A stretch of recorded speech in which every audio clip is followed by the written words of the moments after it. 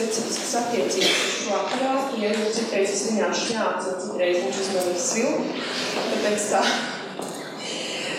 Es nerunāšu varbūt tik apjomīgi kā iepriekšējā runātāja, jo mēs daudz runājām mūsu darbnīcā.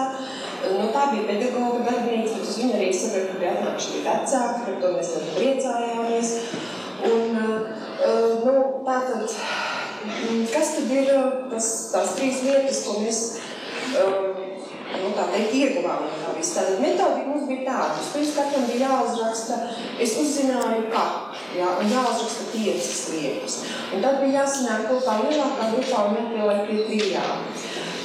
Tad tās vairāk pieminētās, tad es šeit atkal kā 3 uzliku. Vispirms tad punkts 1 ir tas, ka videi, kurā mācās bērns ar autismu, ir nepieciešama struktūra. Tātad kāda šī struktūra? Es nerunāšu tik daudz, jo galu galā tas materiāls, ko mēs par šo tēmu jau diezgan plaši esam izstrādājuši, ir pieejams internetā, tātad Valsts izglītības satura centra mājaslapā, un tātad arī šie struktūras jautājumi tur ir aplūkot no visām pusēm. Tad jautājums, kurš, manuprāt, tiešām ir ļoti būtisks, un kas pedagogam ir jāatcerās, ka par bērna raksturojumu ir jāpajautā vecākiem. Jo tās bērna izpausmes dažādās dzīves vidēs ir dažādas.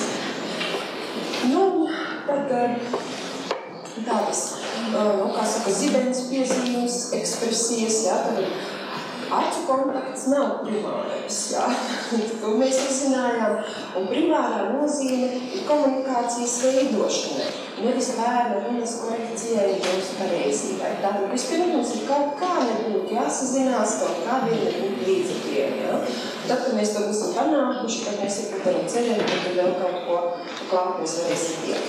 Tas man ir viss.